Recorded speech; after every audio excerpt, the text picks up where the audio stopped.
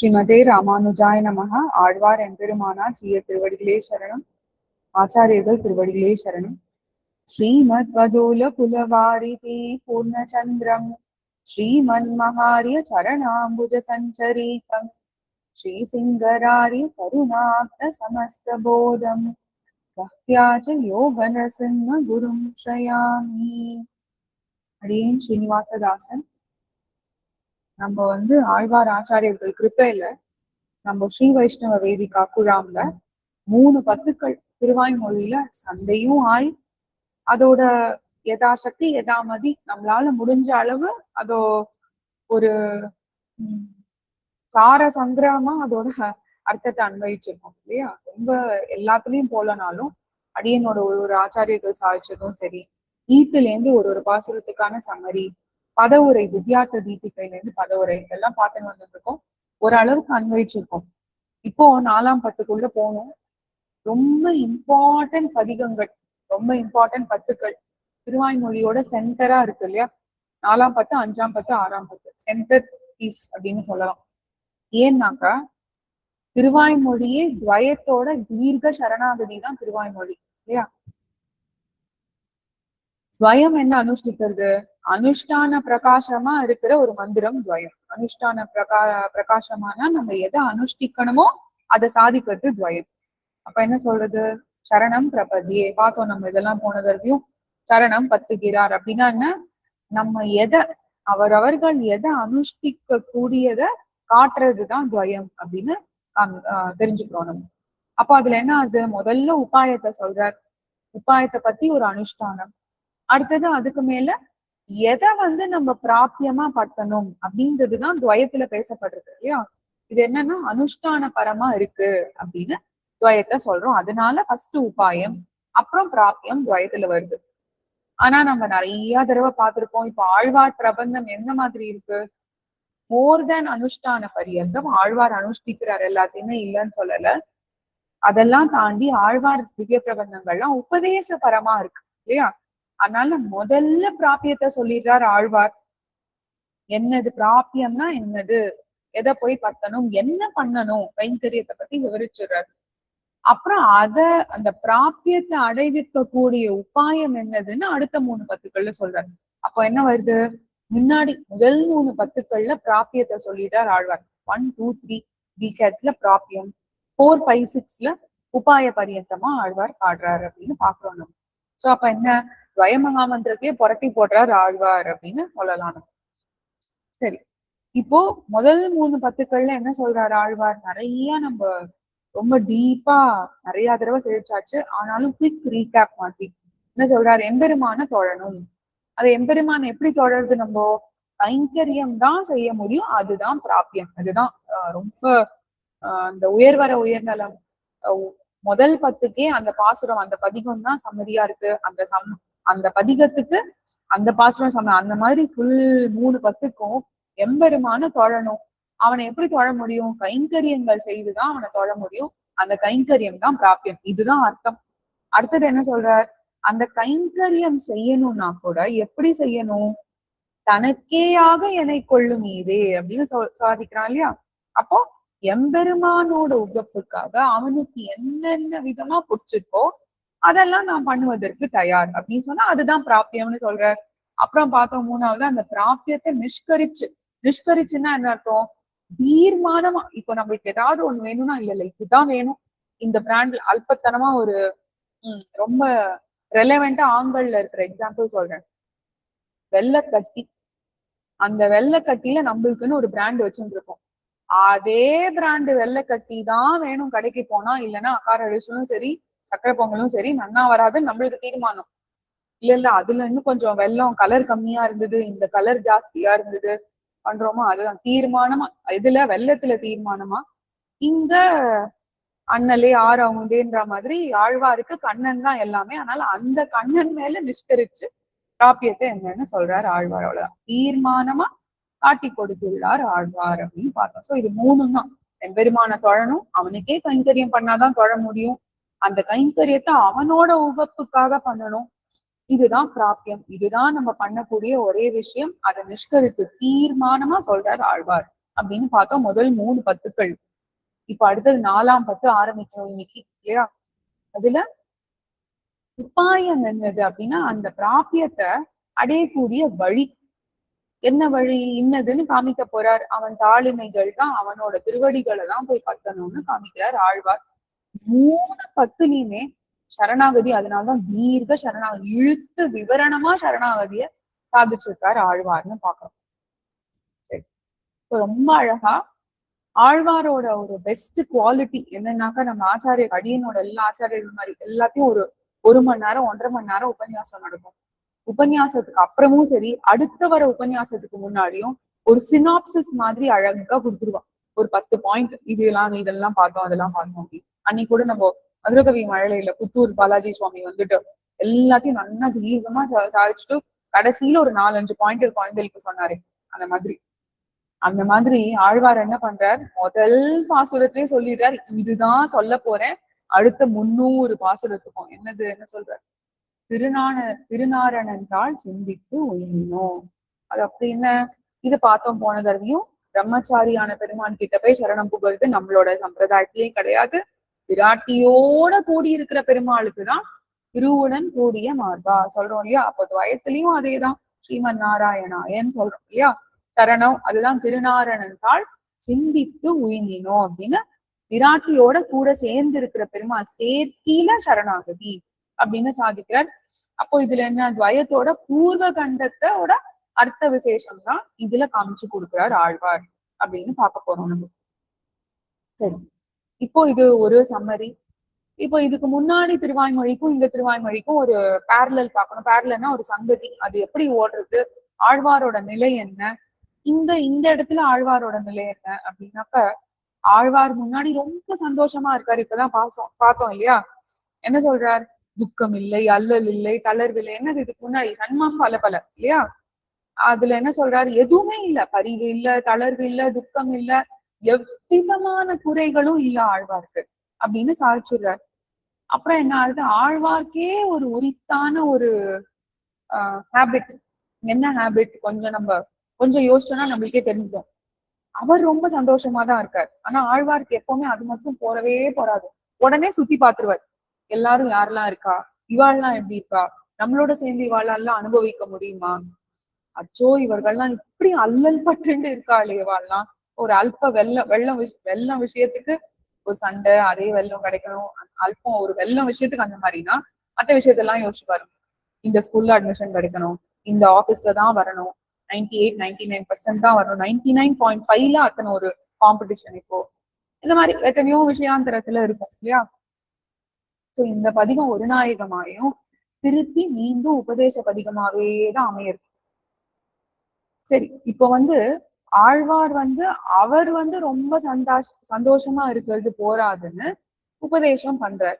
இந்த உபதேசம் சாஸ்திரங்கள்ல ஒரு விதமா சொல்லியிருக்கு. உபதேசம்னு வந்தாலே நான் பிருஷ்டக கஷ்டித் ப்ரூயாத் அப்படின்னா, நான் பிருஷ்டக கஷ்டித் ப்ரூயாத் அப்படின்னா ரொம்ப தெளிவா சாஸ்திரங்கள் சொல்றதுதான், ஒருத்தர் கேட்டா மட்டும்தான் நம்ம போய் அவளுக்கு உபதேசம் பண்ணணும், இல்லைன்னா கிட்டவே போகக்கூடாது. நான் பிருஷ்டக கஷ்டித் ப்ரூயாத், எதுவுமே ஒருத்தர் கேட்காம do not go near them அப்படின்னு சொல்றோம். அதுவும் உபதேசம்னா போகவே போகாதீங்கன்றதான் சாஸ்திரம்.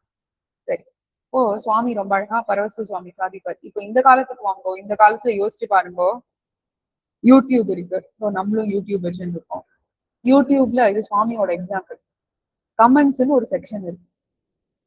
கேட்காம இஷ்டத்துக்கு வந்துரும் அந்த கமெண்ட்ஸ் எல்லாம். ஆனா சுவாமி ரொம்ப அழகா ஒரு பாயிண்ட் சொல்றாரு, கேட்காம நல்ல கமெண்ட் வந்தா ரொம்ப நல்லது, ஆனா கேட்காம இது நீ அவளை பத்தி சாதிச்சியே, அவளுக்கு என்ன ரைட்ஸ் இருக்கு, அவளுக்கு இது தகுதியான பாத்திரமா, அவளை இப்படி சொல்லிட்டியே, கலியுக ஆழ்வார்னு ஒருத்தரை சொல்லிட்டியே, அது எப்படி நீ சொல்லலாம், உனக்கு என்ன பாவனை இருக்கு இந்த மாதிரி சொல்றதுக்குன்னு அதுக்கு முன்னாடி இதெல்லாம் போடுறதுக்கு முன்னாடி ஒரு செகண்ட் நம்ம யோசிச்சு பார்த்தோம்னா, நம்மளோட அபிப்பிராயம் சொல்ல தேவையே கிடையாது இந்த உலகத்துலன்னு அப்புறம் தெரிஞ்சாலுமே அது நம்ம காதுல போட்டுக்கிறதே கிடையாது. அந்த மாதிரி இப்போ சாஸ்திரம் ஒண்ணு சொல்லியிருக்கு, ஆழ்வார் அதை அனுஷ்டித்தாரா, ஆழ்வார் இல்ல அதுக்கு புறம்பா போயிட்டாரா அப்படின்னா கரெக்ட், ஆழ்வார் அதை அனுஷ்டிக்கல. ஏன்னாக்க ஆழ்வார் இங்க வந்து ஒரு நான் ரொம்ப பெரியவன், எனக்கு எல்லாமே தெரியும், உனக்கு எதுவும் தெரியாது அப்படின்ற பரமா ஆழ்வார் வந்து எதையுமே சொல்லலையா இந்த இடத்துல. ஆழ்வார் வந்து ரொம்ப அழகா, ரொம்ப கருணையோட இரக்கத்தினால் மட்டுமே ஆழ்வார் உபதேசித்திருக்காரு நம்மளுக்கு. அப்போ ஒரு கருணையோட உபதேசம் வரும்போது அந்த உபதேசம் யாராவது கேட்டுதான் வரணும்ன்றது கிடையாது. அண்ட் இன்னொன்னு ஒண்ணு, நம்ம இருக்கிற நிலையை யோசிச்சு பாருங்க. நம்ம எல்லாம் போய் ஆழ்வார்கிட்ட எதையாவது கேட்போமா? ஃபர்ஸ்ட் ஆஃப் ஆல் எதையுமே கேட்க மாட்டோம். அது உபதேசிங்கோள்னு சொல்லுவோமா என்ன? சொல்லவே மாட்டோம். அதனால ஆழ்வாரே முன் வந்து ரொம்ப ஒரு இறக்க பாவனையில ஆழ்வாரே சாதிக்கிறார். ரொம்ப கஷ்டப்படுறாளேவா, இவால இந்த நரகத்துல இருந்து மீட்டுன்னு வரணும். அப்போ இந்த கஷ்டத்திலேருந்து மீட்டுன்னு வரணும்னா நம்மளோட உபதேசத்தினால, ஏன்னா ஆழ்வாருக்கு தெரியும் அவர் மயர்வர மதிநலம் அருள பெற்றவர் எம்பெருமானால. அப்போ அடியன் தான் இவாளை முயற்சி பண்ணி கூட்டின்னு வரணும்ன்ற பதிகமா அந்த பாவனையில ஆழ்வார் பண்றாரு. இப்ப இதே மாதிரி நம்ம நிறைய இடத்துல இது ஒண்ணு பாக்குறோம். ஒரு பேரலல் என்னன்னா, இதே மாதிரி சாஸ்திரத்துல யாரு பண்ணிருப்பா? யாரும் இல்ல, நம்ம பெரிய பிராட்டியார் மட்டும்தான். சீதா மாதா மட்டும்தான். ஸ்ரீராமாயணத்துல பாத்தீங்கன்னாக்க ராவணன் போய் நீ எனக்கு ஏதாவது சொல்லு நான் கேக்குறான் இல்லையே. அவனோட நோக்கம் ஒன்னே ஒண்ணுதான், அவனோட பார்வை பிராட்டி தனக்குரியவளா ஆணும். எப்பேற்பட்ட ஒரு பிராட்டி, அவளை குறித்துன்னு ஒரு ரொம்ப இது என்ன துர்லபம்னா நம்மளுக்கு ரொம்ப நீச்சமான ஒரு எண்ணம் அவனுக்கு பிராட்டியை குறித்து. ஆனா பிராட்டி அதெல்லாம் பொருட்டுப்படுத்தினானா? அதெல்லாம் ஒண்ணு பொருட்டுப்படுத்தல. அவன் ஸ்டில் அவன் கேட்காம இவளா தன்னோட காரை கருணையில வந்து அவனுக்கு உபதேசித்தான். இந்த பாசுரம் முன்னாடி நம்ம வந்து 3ஆம் பத்திலேயே இந்த பாசுரத்தை அன்வைச்சிருக்கோம் நம்ம. மித்ரமௌபயிக்கும் கர்த்தும் ராம ஸ்தானம் பரீட்சதா வதம் சாநிச்சதா கோரம் வயாசௌ புருஷர்ஷபஹ. ரொம்ப அழகான ஸ்லோகம். கர்த்தும் ராம எப்படி மித்ரமௌபயிக்கும், நீ அவனை ஃப்ரெண்டா போய் பாவி போறோம் எல்லாமே உனக்கு நன்னா பண்ணி கொடுத்துருவான், அவனை விட்டுருவான்றா. இல்லைன்னா உன்னோட வதம் எப்படி இருக்கும், கோரமா இருக்கும்ன்றாவா போய் சொல்லிட்டாவோ இல்லையா. ஆனா அவன் கேட்டானான்றது நெக்ஸ்ட். நம்மள மாதிரிதான் எல்லா சம்சாரிகள் மாதிரி நம்ம கேட்கிறோமான்னா கேட்டுக்கிறோம் ஒரு தடவை இல்லையா. அதே மாதிரிதான் அவனும் கேட்டுருந்தான். அவ்வளவுதான், ஜஸ்ட் அவ சொன்னாலேன்னு கேட்டுருந்தான். சரி, சோ இப்போ பிராட்டிய போலவே நம்மாழ்வாருக்கும் அவ்வளோ ஒரு இறக்க குணம் நம்ம சம்சாரிகள் மேல, அதனால உபதேசிக்கிறார் அப்படின்னு பாக்கலாம். சரி, இந்த உபதேசம் புதுசா அப்படின்னு கொஞ்சம் யோசிச்சு பாருங்க. திருப்பி இப்போ ரீவைண்ட் பண்ணலாம். உபதேசம் ஆழ்வாருக்கு புதுசே கிடையாது. ஆரம்பிச்சதே உபதேசத்துலதான். எந்த பதிகத்துல ஆரம்பிச்சார்? ஃபர்ஸ்ட் அவனோட பரத்துவத்தை பேசிட்டார். அடுத்தது ஆரம்பிச்ச உபதேசம் என்ன? வீடு மின் முத்தவும் வீடு செய்து உம்முயிர் வீடுடையான் இடை வீடு செய்வினே வீடு செய்வினே அப்படின்னு அங்க ஆரம்பிச்சார். உபதேச பரமா அமைஞ்சது இந்த பதிகம். ஆத்ம உபதேசம் தாண்டி அடுத்தது எல்லாருக்கும் உபதேசிக்கிறாருன்னு பார்த்தோம் இல்லையா. முதல் பதிகம் பரத்வத்கான ஆத்ம உபதேசம், அடுத்த பதிகம் எல்லாருக்கும் பறக்க சொல்றாரு எம்பெருமான. இதுலதான் நாரணன் தாழ் அப்படின்னு கடைசியில வரப்போகுது இல்லையா. மண்புகழ் நாரணன், நாராயணன்ற பேரே இந்த பதிகத்துலதான் ஆரம்பிக்கிறார் ஆழ்வார். இது 1ஆம் பத்துல இது ஒரு உபதேசபரமா அமைஞ்ச பதிகம். எல்லாமே உபதேசபரமா இருந்தாலும் இப்போ நம்ம அடுத்தது இது முன்னாடி பார்த்தது இல்லையா, இப்ப ரீசெண்டா பார்த்தது வாங்கோ. ரொம்ப அழகா ஆழ்வார் விடவே இல்லை. சொன்னால் விரோதம் இது ஆகிலும் சொல்லுவன் பெண்ணினோ என்னாவில் இன் கவி யான் ஒருவர்க்கும் கொடுக்கிலேன் அப்படின்னு ரொம்ப அழகா திருவேங்கட முறையான பத்தனம் அப்படின்னு ஆரம்பிக்கிறார் இல்லையா. இது என்ன உபதேச பதிகம்? நான் சொன்னா கூட கொஞ்சம் விரோதமா தான் இருக்கும், ஆனாலும் சொல்லிடுறேன் கேட்டுக்கோங்கோ அப்படின்னு ஆரம்பிக்கிறார் இல்லையா ஆழ்வார். அப்போ இது உபதேச பதிகம். அடுத்தது எல்லா உபதேசங்கள்லயும் பார்த்தேன்னாக்க ஆழ்வாரோட ஒரு பாவனைன்னு வச்சுக்கலாம். ஆர் ஆழ்வாரோட உத்தேசம் வந்து ஒன்னே ஒண்ணுதான். இப்பயும் இங்க வர போறார், ரொம்ப அழகா பார்க்க போறோம். ஒரு நாயகமாய் ஓட உலகுடன் ஆண்டவர் கருணாய் கவர்ந்த காலர் சிறைய பானையர் ஒரு நாடு காண இம்மையிலே பிச்சைதாம் கொள்வர். ரொம்ப இம்பார்ட்டன்ட் லைன். ஹோல் பதிகத்துக்கும் 300 பாசுரத்துக்கும் திருநாரணந்தாள் காலம் பெற சிந்தித்து உய்மினோ. ரொம்ப அழகா எம்பெருமான் திருவடிகளை பத்தணும்னு சொல்ல போறார். இப்போ இந்த 3 பதிகம் மட்டும் எடுத்துக்கலாம். வீடுமின் முத்தமும், அடுத்தது இப்போ 3ல 9 சொன்னால் விரோதம் இது, அடுத்தது இப்போ இது 4ல் 1 ஒரு நாயகமாய் எல்லாமே உபதேச பதிகங்கள் தான் இல்லையா. இப்போ இந்த உபதேச பதிகங்கள்ல ஆழ்வார் வந்து திருப்பி திருப்பி அதையே விஷயத்த சொல்வாரானா நம்ம 300 பாசுரங்கள் பார்த்தாச்சு. ஒரு பாசுரம் கூட சேமா சொல்லல. சேமா சொல்லலைன்னா அவரோட இன்டென்ஷன் சேம் தான். ஆனா எடுத்து கொடுக்கக்கூடிய பிரமாணங்கள் ஆட்டும், ஆழ்வார் ஆச்சாரியர்கள் ஆட்டும் என்ன பிரமாணங்கள்லாம் நம்மளுக்கு எடுத்து சாதிக்கிறாளோ அதே மாதிரி அந்த விஷயத்துக்கான ஒரு பாவம் வந்து ஒரு பாசுரத்திலயும் மாறுது இல்லையா. அப்போ இந்த இதுலயும் பாத்தீங்கன்னாக்க கொஞ்சம் ஸ்லைட் டிஃபரன்சஸ் இருக்கு. ஸ்லைட் டிஃபரன்சஸ் என்னென்ன? ஒண்ணு வந்து வீடுமின் முத்தமும் பதிகத்துல பாத்தீங்கன்னா பிராகிருதமான விஷயங்கள் இல்லையா. நம்ம இங்கேயே இருக்கோம், இது எல்லாமே உயர்ந்துட்டு இருக்கோம். ஆனா நம்ம உயிரை அந்த மின்னலை போன்றது, எந்த நிமிஷம் எப்போ போகும் அவங்கிட்ட நம்மளுக்கு தெரியவே தெரியாதுன்னு சொல்றோம் இல்லையா. அப்ப எதை விடணும்? அகங்கார மமகாரங்களை விட்டுட்டு எம்பெருமானே தஞ்சம்னு இருக்க சொல்றான் எம்பெருமான். ஆழ்வார் எம்பெருமானே தஞ்சம்னு இருக்கணும். சோ அப்ப அந்த இடத்துல வீடுமின் முத்தமும்ல உபதேசம் வந்து பிரகிருதி விஷயாந்தரங்களோட அகங்காரம் அமங்காரங்களை விடணும் அப்படின்னு. சரி, அடுத்தது என்ன? அங்க அதை சொல்லிட்டார். அப்ப அதை எப்படி விட முடியும்? சொன்னால் விரோதம் இது. இங்க என்ன சொல்றார்? நம்மளோட புலன்கள் பிரகிருதி விஷயமா எப்படி அடக்க முடியும்? நம்ம புலன்களை தவறான விஷயங்கள்ல உபயோகிக்காதீங்கோ, எம்பெருமான் திருவடியில மட்டும் அந்த புலன்கள் இருக்கட்டும் அப்படின்றதுதான் சொன்னால் விரோதம் இது. என்ன அது? இன்கவி ஏதோ மனுஷர்கள் எல்லாம் பத்தி பாடுறீங்களே, எம்பெருமான பத்தி பாடுங்கோ. கவி பாடணும்னு ஆரம்பிச்சுட்டா எம்பெருமான் இருக்கான் அப்படின்னு சொன்னால் விரோதம் இதுவும். அப்புறம் சண்மம் பல இது ரெண்டுத்தோட இது பார்த்தோம் நம்ம இல்லையா. அப்போ இதுல வந்து முன்னாடி இருக்கிறதுல பிரகிருதி விஷயங்கள் அகங்காரம் மமக்காரம் அதை எப்படி அடக்க முடியும்? நம்மளோட புலன்களை அடக்கினா அகங்காரம் மமக்காரத்தை அடக்க முடியும். சரி, இதெல்லாம் பண்ணியாச்சு. அடுத்தது இங்க வாங்க ஒரு நாயகமாய் என்ன சொல்றார்? இந்த மத்த புலன்கள் எல்லாம் இருக்கு, மத்த பலன்கள் எல்லாம் இருக்கே, இப்ப அந்த பலன்கள்லாம் என்னதுன்னு நம்மளுக்கு தெரியும். திருப்பி நம்ம சொல்றோம் பெயின் ஆஃப் மிஸ்ஸிங். அப்போ pain of what we have அதை தெரிஞ்சுக்கணும் நம்ம ஃபர்ஸ்ட். என்ன இருக்கு?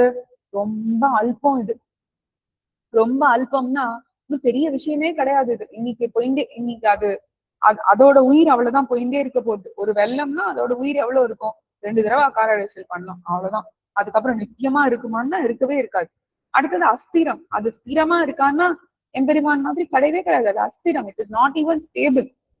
சரி, அடுத்தது என்ன? ஸ்வரூப அனனுகுணம். ஸ்வரூப அனனுகுணம்னா நம்ம ஸ்வரூபத்தையே நாசமாக்கிடுது. ஸ்வரூபத்துக்கு அனுகூலமா இல்ல, அனனுகுணமா இருக்குது.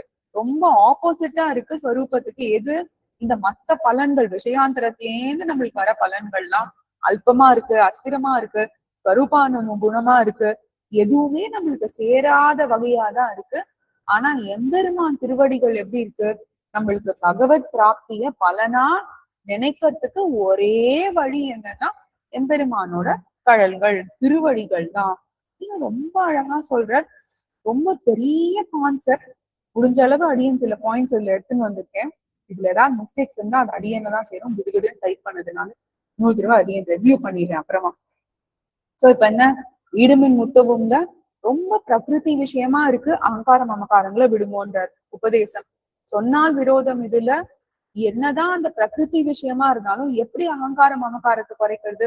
நம்ம புலன்களை அடக்கினா மட்டும்தான், அதை ஒரு வழியா போக்கஸ் பண்ண விட்டா மட்டும்தான் நம்ம எம்பெருமான் திருவடியில நம்மளோட போக்கஸ் இருக்கும். இதை எப்படி பண்ண முடியும்? மற்ற விஷயங்கள்ல போக்கஸ் பண்ணும் போது என்ன அந்த விஷயங்கள்னு தெரியணும். அல்பம், அஸ்திரம், ஸ்வரூப அனனுகுணமா இருக்குன்னு தெரிஞ்சுக்கணும். இது ரொம்ப இம்பார்ட்டன்ட். இதெல்லாம் தாண்டி ஒரே விஷயம் நம்மளுக்கு பிராப்தியம் என்னதுன்னு சொல்லணும் இல்லையா ஆழ்வார்? எம்பெருமான் திருவடிகளை தவிர வேற எதுவுமே பிராப்தியம் இல்லைன்னு ரொம்ப அழகா காமிக்கிற. சரி, இப்போ ஆழ்வார் பாசுரங்கள் எல்லாமே பாத்தீங்கன்னாக்க ஒண்ணு உபதேசபரமா இருக்கும், இதுவும் ஒண்ணு அனுபவபரமா இருக்கும். அனுபவபரம்னா அவர் என்ன எக்ஸ்பீரியன்ஸ் பண்றாரோ அதை ஷேர் பண்ண போறார் ஆழ்வார்.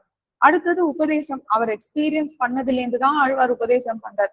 அப்போ உபதேச கர்ப்பமான அனுபவம்னு ஆச்சாரியர்கள் சொல்றார். அப்படின்னா அனுபவத்துக்கு உள்ளுக்குள்ள உபதேசம் புதைஞ்சு இருக்கும், ஆனால் உபதேச கர்ப்பமா அனுபவம் இருக்கு. மாத்தியும் இருக்கு, உபதேசத்தை உட்கொண்டு இருக்கும் அனுபவம்னு ரொம்ப அழகா சாதிக்கிறார்.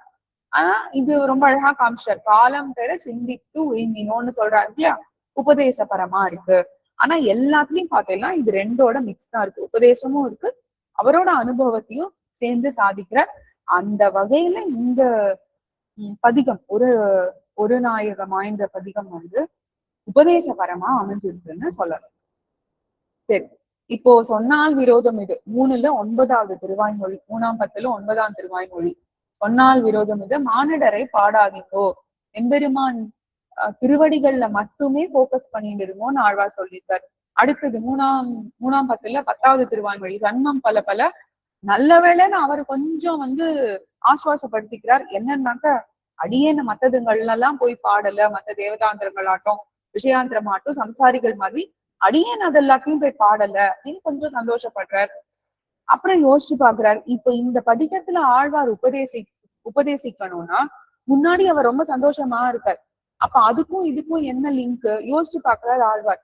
ஏன் இவாள்லாம், ஏன் இந்த சம்சாரிகள்லாம் மத்த விஷயாந்திரத்தை பின்னாடி ஓடுறா, யார் யாரையெல்லாம் கவி பாடுறாள், ஏன் கவி பாடுறா, ஏதோ வேண்டிதான் கவி பாடுறாவா, என்ன வேணும், ஐஸ்வர்யம் தான் வேணும். அப்போ ரொம்ப அழகா அந்த மூலம்னா அந்த ஒரு சென்டர் பாயிண்ட் வந்து ஐஸ்வர்யம். அந்த ஐஸ்வர்யம் அந்த மூலத்தையே அடிச்சுட்டோம்னா இவாளுக்கு அப்படி சொன்னாதான் முடியும் அப்படின்னு மூலே கூட்டாரக அப்படின்னு மூலே கூட்டார பாதக அப்படின்னு ரொம்ப அழகா ஒரு வாக்கியம். என்னன்னா மூலத்தையே அழிக்கிறதுனா எப்படின்னாக்க, இப்போ ஆத்துல நிறைய செடி பயங்கரமா வளருதுன்னு வச்சுக்கோங்க. சில செடிகள் வந்து கிளைய மட்டும் கட் பண்றோம், அப்போ கிளைய மட்டும் கட் பண்றதுக்கு பெஸ்ட் எக்ஸாம்பிள் என்ன, ஸ்ரீரங்கத்துக்கு இங்க வந்து ஸ்ரீரங்கத்துல தேர் அடிக்கடி உற்சவத்துக்கு 4 தேர் இருக்கு இல்லையா, தேர் வரும்போதெல்லாம் உற்சவத்துக்கு முன்னாடி தேர் திருநாளைக்கு முன்னாடி மட்டும் பாத்தீங்கன்னா சில கிளையெல்லாம் மட்டும் கட் பண்ணி விட்டுருவா, தேரை இடிக்காம இருக்கிற மாதிரி. அந்த மரம் பாட்டுக்கு இன்டாக்டா அப்படியேதான் இருக்கும். ஆனா இப்போ ஒரு சில மரங்கள் நம்ம ஆங்கல்ல இருக்கு, அது பூச்சி அரிச்சிருக்குன்னு வச்சுக்கோங்க, அதை கிளை மட்டும் கட் பண்ணா திருப்பி மத்த கிளை புதுசா வரும்போது திருப்பி பூச்சி அரிச்சதாதான் வரும். அது அப்ப என்ன பண்ணணும், வேரோட வெட்டி போடணும் இல்லையா.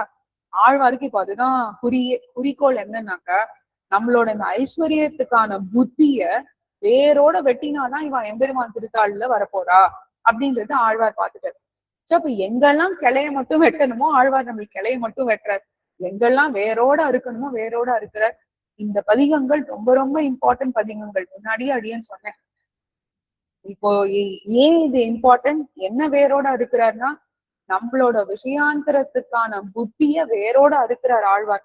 அப்போ நம்ம தேவதாந்திரங்கள் கிட்ட இருந்தா வேரோட அறுக்கணும். இந்த பதிகம் உள்ள போறதுக்கு முன்னாடி இப்பவே அறுத்திருக்கணும். ஏன்னா 3 நாள் சண்டை ஆயிடுச்சு நம்மளுக்கு. மத்த விஷயாந்திரத்துல இருந்தோம்னா அதையும் கொஞ்சம் கொஞ்சமா அறுத்துட்டே வந்தே ஆகணும். அப்பதான் இந்த பதிகங்கள்லாம் நம்மளுக்கு ஸ்புரிக்கும். சரி, இப்போ மூலத்தை ஆராய்ந்து பாக்குறாரு ஆழ்வார். என்னன்னா அந்த ஐஸ்வர்யம், செல்வத்துல ஆசை நம்மளுக்கு எல்லாம். அப்போ அதனால இங்க என்ன பண்றார், ஐஸ்வர்யத்தை, அந்த எந்த ஐஸ்வர்யத்தை நம்ம ஆசைப்படுறோமோ அந்த ஐஸ்வர்யம் அஸ்திரம், ரொம்ப அல்பமான ஆசை உங்களுது அப்படின்னு காமிக்கிறார். ரொம்ப அழகா பின்னாடி வரப்போகுது. என்னன்னா உலகத்திலேயே பார்த்தீங்கன்னா 3 புருஷார்த்தம் இருக்கு. ஒண்ணு வந்து ஐஸ்வர்யம், அடுத்தது கைவல்யம், அடுத்தது என்ன, பகவத் பிராப்தி. கடைசி சரம பருவம்னா அது பகவத் பிராப்தி தான். கைவல்யத்தையும் நிந்திக்கிறார் ஆழ்வார் இந்த பதிகத்துல 8வது பாசுரத்துல, 9வது பாசுரத்துல வரப்போகுது. என்ன சொல்ல போறார், அந்த சுவர்க்கம் கருகமிக உணர்வத்தோடு நோக்கின்னு வருது இல்லையா, அந்த இடத்துல கைவல்யத்தையும் ஆழ்வார் நிந்திக்கிறார். என்ன சொல்றாரு இதுல, இந்த 3 புருஷார்த்தத்துல, உலகத்துல 3 புருஷார்த்தம். ஒண்ணு ஐஸ்வர்யம், இன்னொன்னு கைவல்யம். கைவல்யம்னா கைங்கரியம், அடுத்தது பகவத் பிராப்தி. கைங்கரியம்னா அவனுக்கு உகந்த கைங்கரியம் பண்றது தப்பு கிடையாது, நம்ம ஆனா அவனுக்கு உகந்து பண்றது இல்லை, நம்மளால என்ன முடியுமோ அதுதான் பண்றோம். ஆனா மற்றவர்கள் இது எல்லாத்தையும், ஐஸ்வர்யத்தையும் சரி கைங்கரியத்தையும் சரி கைவல்யத்தையும் தோஷங்களை காமிச்சு ஆழ்வார் என்ன சொல்றார், பிராபியத்தையே விளக்கி அருளி செய்கிறார் இந்த பதிகத்துல. அது என்ன பிராபியம், எம்பெருமான் பகவத் பிராப்தி தான் நம்மளுக்கு பிராபியம், அவனோட திருவடிகள். அது பிராபியத்தையும் சொல்லி உபாயத்துவத்தையும் சொல்ற. அதுதான் இங்க எம்பெருமானோட பிராபியமும் காமிக்கிறார், உபாயத்துவமும் காமிக்கிறார். அதுதான் குணம் இந்த பதிகத்துல. இப்போ குவிக்கா பார்த்தேன்னா 8 பாசுரத்துல உலகத்துல இருக்கிற ஃபர்ஸ்ட் 8 பாசுரம் இந்த பதிகத்துல உலகத்துல இருக்கிற அத்தனை என்ன சொல்றது ஐஸ்வர்யம், அந்த எல்லா ஐஸ்வர்யத்தையும் ஆழ்வார் கொண்டு வந்து 8ஆம் பாசுரம் வரைக்கும் பார்த்தேன்னா இதெல்லாம் ரொம்ப அல்பம், ரொம்ப அஸ்திரமா இருக்கு அப்படின்னு ஒரு பாசுரத்தையும் அந்த ஐஸ்வர்யத்தோட அல்பத்தனத்தையும் சொல்லி எம்பெருமானோட பிராபியத்துவத்தையும் சொல்லி நம்மளுக்கு இப்படிதான் கம்பேர் பண்ண முடியும். நம்ம ஆப்பிள்ஸ் டு ஆப்பிள்ஸ் கம்பேரிசனே நம்மளுக்கு நடக்கவே நடக்காது. ஏன்னா நம்மளோட மைண்ட் அவ்வளவுதான் குறுகிதான் இருக்கு. அதனால ஆழ்வாருக்கு தெரிஞ்சு போச்சு. 8வது பாசுரம் வரைக்கும் லோகத்துல இருக்கிற எல்லா ஐஸ்வர்யத்தையும் கம்பேர் பண்ணி ஒண்ணு ரொம்ப அஸ்திரம், ரொம்ப அல்பமா ஆசைப்பட்டிருக்கீங்க நீங்க. அதுக்கு ஆப்போசிட்டா என்ன இருக்குன்னு பாருங்க, அப்பதான் உங்களுக்கு தெரியும் எதை மிஸ் பண்றீங்கன்னு காமிக்கிறார். அடுத்தது 9வது பாசுரம் ரொம்ப அழகான பாசுரம்.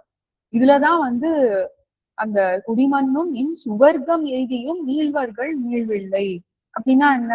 ஸ்வர்க லோகத்தை பெற்றாலும் அதுவும் அவனோட அனுகிரகத்துலதான் பெற முடியும். இது நிறைய சரித்திரங்கள்ல பார்த்தோம் இல்லையா? அவனோட அனுகிரகம் இருந்தா மட்டும்தான் இந்த ஸ்வர்கலோகம் கிட்டும். ஆனா அது அப்படியே கிட்டினாலும் அதுவும் அஸ்திரமா தான் இருக்கும் அப்படின்னு சாதிச்சிட்டார் ரொம்ப அழகா. அது கடைசியில கொடிமண்ணு புல்லுடை அண்ணல் கழல்கள் குறுகுனினோன்னா அந்த இடத்துலதான் வரணும். சுவர்க்கமே கிடைச்சா கூட அது அஸ்திரம் தான் அப்படின்னு 9வது பாசுரத்துல ரொம்ப அழகா காமிக்கிறார். 10வது பாசுரத்துல இது ரொம்ப அழகான பாசுரம். அஸ்திரமே இல்லாத வேற ஒண்ணு ஏதோ ஒண்ணு கிடைக்கிறதுன்னு வச்சுக்கோங்க, ஸ்திரமாவே இருக்குன்னு வச்சுக்கோங்க, அப்படியே கிடைச்சா கூட அது ஸ்வரூபத்துக்கு அனனுகுணமா தான் இருக்கு. இப்போ பெறுவதற்கு ரொம்ப கடினமாயிடும், ரொம்ப தோஷங்கள் மிகுந்து இருக்கு. அப்போ என்னது அது? கைவல்யம் தான் அது. இது அஸ்திரம் இல்ல, கைவல்யம் நம்மளுக்கு நிச்சயமா நம்மளுக்கு வேணுங்கிறது கைவல்யம் தான் இல்லையா? அதுதான் மறுகளில் ஈசனை பாடி விடாவிடல் வீடது. என்னது? ஞானிக்கும் அப்பயன் இல்லையே. நம்ம கைவல்யத்திலேயே அவனோட அனுகுணமா இல்லாம நம்மளுக்குதான் கைவல்யம் பண்றோம்னு பண்ணினோம்னா அந்த கைவல்யம் அஸ்திரமா இல்லாத போதிலும் பெறுவதற்கு ரொம்ப கடினமா ஆயிடுது. அது நம்மளோட ஸ்வரூபத்துக்கே சேராத ஒண்ணா ஆயிடுது. இப்போ எம்பெருமானை விட்டு நம்மள ரொம்ப ரொம்ப தூரம் கொண்டு போயிடுது. அவனுக்குதான் கைங்கரியம் பண்ணணும். அப்போ அவனுக்கு பண்ணக்கூடிய கைங்கரியம் பண்ணியும் நம்ம அவனை பெறவே இல்லை அப்படின்னு அவனை விட்டு ரொம்ப தூரம் போயிடுறோம்னு எம்பெருமானை பத்தவே இல்லைன்னு காமிச்சு கடைசியில பலஸ்ருதியில ரொம்ப அழகா எல்லாத்தையும் விட்டுட்டு, அதுதான் ரொம்ப அழகா அந்த இரகல்னு முன்னாடியே காமிச்சிட்டு இல்லையா? இரகல் இறப்பென்னும் ஞானிக்கும் அப்பயன் இல்லையே, எல்லாத்தையும் சொல்லிட்டு கண்ணன் கழல்கள் மேல் உய்ய புகுமாறு அப்படி இப்படி மாத்திக்கணும். அதே உய்ய புகுமாறு கண்ணன் கழல்கள் மேல், கண்ணன் கழல்கள் மேல் உய்ய புகுமாறு எங்கேயுமே விடாம அவனோட திருவடி தாள்களே நம்மளுக்கு பிராப்பியம், அதுவே நம்மளுக்கு பிராப்பகம்னு ரொம்ப அழகா இந்த பதிகத்தை முடிக்கிறார். இந்த பதிகத்துல இருந்து அடுத்த பதிகம் டிரான்சிஷன் ரொம்பவே அழகு. எப்படி திருத்தாயார் பராங்குஷ நாயகிய பத்தி பாடுறா அப்படின்றது பாலனாய் அப்படின்னு வருது. அது அடுத்தது பார்க்கலாம். இந்த பதிகத்துக்கான திவ்யார்த்த தீபிகையிலிருந்து நாளை நாளைக்கு பதவுரை அன்பைக்கலாம். ஸ்ரீமதே ரம்யஜா மாத்ரு முனீந்திராய மகாத்மனே ஸ்ரீரங்கவாசினே பூயாத் நித்யஸ்ரீ நித்யமங்கலம். ஆழ்வார் எம்பெருமானாஜிய திருவடிகளே சரணம். ஆச்சாரியர்கள் திருவடிகளே சரணம்.